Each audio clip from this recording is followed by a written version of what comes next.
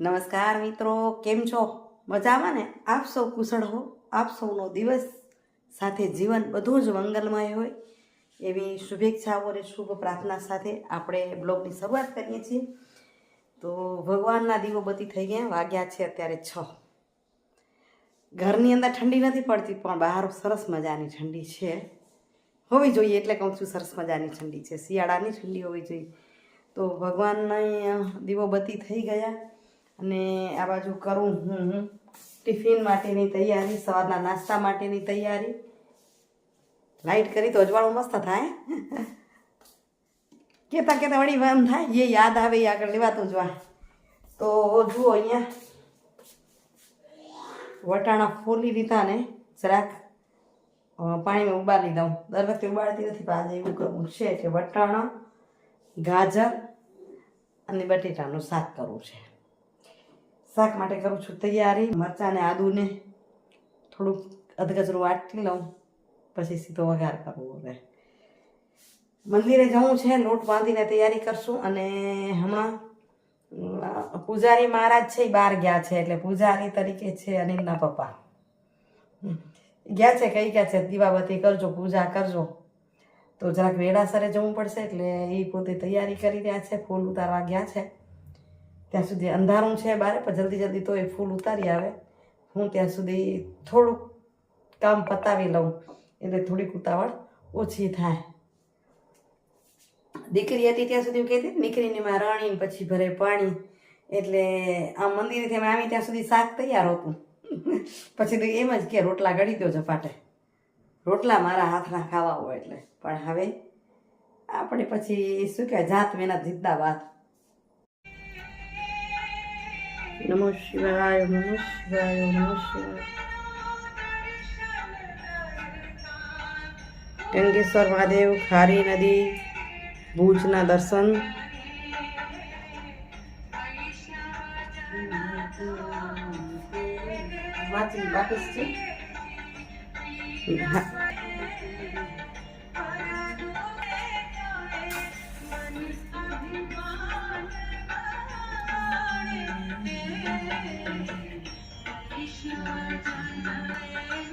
નમો શિવાય, નમો શિવાય, નમો શિવાય, નમો શિવાય, નમો શિવાય, નમો શિવાય, નમો શિવાય.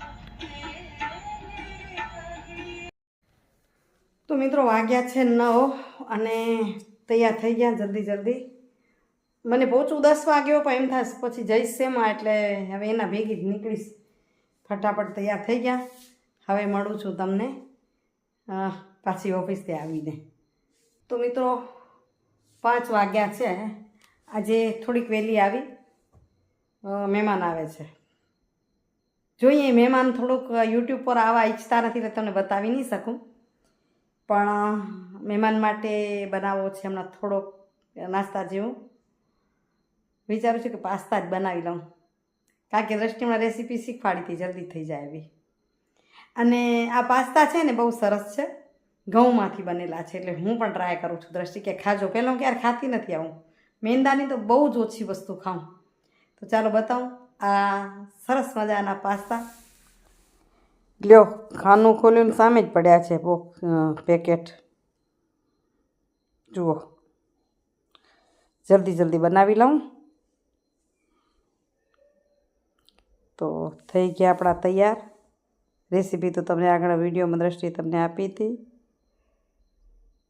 પતાવી નાસ્તા પાણી.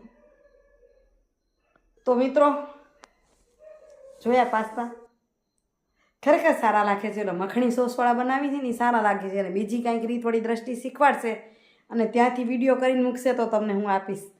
હવે એ ત્યાં પહોંચી ગઈ છે એટલે. ને ચાલો હવે લઈ લઈએ સુવિચાર. આજના સુવિચારની વાત કરું તો ખુશી આનંદની વાત કરી રહી છું. મનને મનાવીને કે ખુશી છે ને મનની સારી. ઘણી વખત ધનની ખુશી સારી લાગે ને ધન તો હોવું જોઈએ, જરૂરી જ છે, ધન વગર કાંઈ નથી.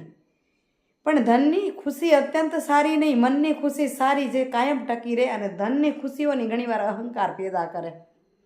એમાં અધૂરું પૂરું ધન હોય ને, જેવું અમારી પાસેનું હોય એવું, એ ઘણા લોકોને અહંકાર પેદા કરે. અને જેમની પાસે ઘણું બધું છે, અઢળક સંપત્તિ છે, એવા લોકો મેં જોયા છે સાવ સાદાઈની જિંદગી જીવતા હોય. અરે નાના મોટા દરેક વ્યક્તિને રિસ્પેક્ટ આપતા હોય, કદાચ મદદ એનાથી થઈ શકે એટલી કરતા હોય. પણ તમે જુઓ તો આપણી સાથે બેસી જાય, નાના મોટા લોકો સાથે બેસી જાય.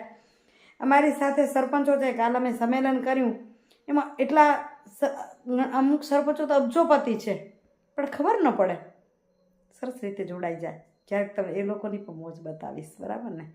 ચાલો, સમાચાર છે, એક બીજા મહેમાન આવે છે અને એની માટે કરું તૈયારી. જરાક પૂછી લઉં એ મહેમાન એવા છે જે તે ખાશે નહીં, તો શું બનાવું ને શું તૈયાર લઈ આવી કાંઈ કે હું કરી જલ્દી, કારણ કે 8 વાગ્યાની ટ્રેનમાં એની ટિકિટ છે.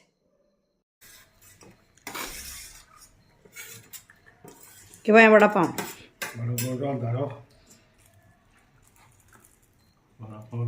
બાબુ તમે કાં નથી ખાતા વડાપાઉં?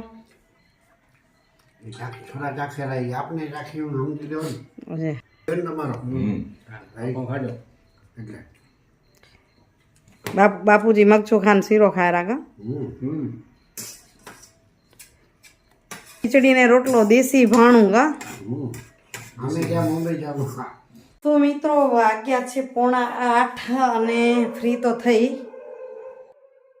બતાવી લીધું કામ.